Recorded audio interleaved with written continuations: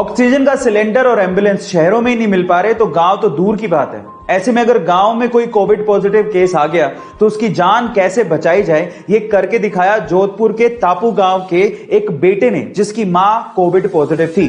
अब गांव में तो ये फैसिलिटी है नहीं, तो गांव से अपनी मां को जोधपुर लेके जाना था, लेकिन एम्बुलेंस अवेलेबल नहीं थी।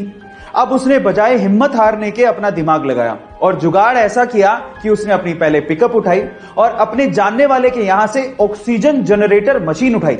अब वो मशीन तो चलती थी बिजली से, इसीलिए उस बंदे ने एक जनरेटर किराए पे लिया और अपनी पिकअप के पीछे बांध लिया और उसी जनरेटर के थ्रू ऑक्सीजन जनरेटर मशीन को चलाए रखा पूरे रास्ते और अपनी मां को गांव से जोधपुर के बढ़िया अस्पताल तक पहुंचाया और अपनी मां की जान बचाई।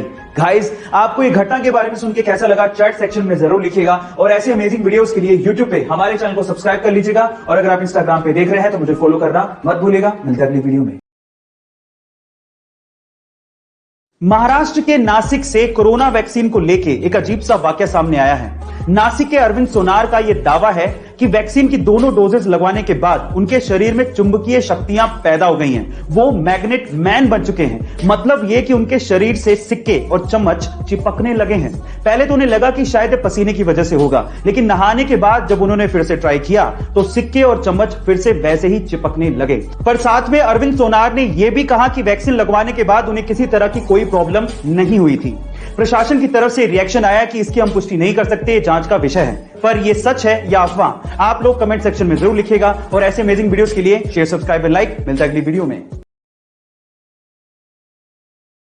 क्या आपने अपनी जिंदगी में कभी किसी सांप को चीखते या चिल्लाते देखा है? शायद कभी नहीं देखा होगा, लेकिन सोशल मीडिया पे तेलंगाना के करीमनगर जिले के रामाडुग्गू इलाके का एक वीडियो वायरल हो रहा है, जिसमें एक सांप चीखता और चिल्लाता दिखाई दे रहा है। पर क्या यह वीडियो सच है? अब इसी का पता लगाने के लिए स्थानीय पुलिस ने जब जांच पड़ताल शुरू की तो मामला गड़बड़ाते देख वहां के एक शख्स ने सरेंडर कर दिया और कहा कि उसने ये वीडियो एक ऐप से डाउनलोड किया था और फिर उसके बाद अपनी आवाज देके उसे एडिट किया, लोगों के साथ शेयर किया और झूठी कहानी भी बनाई।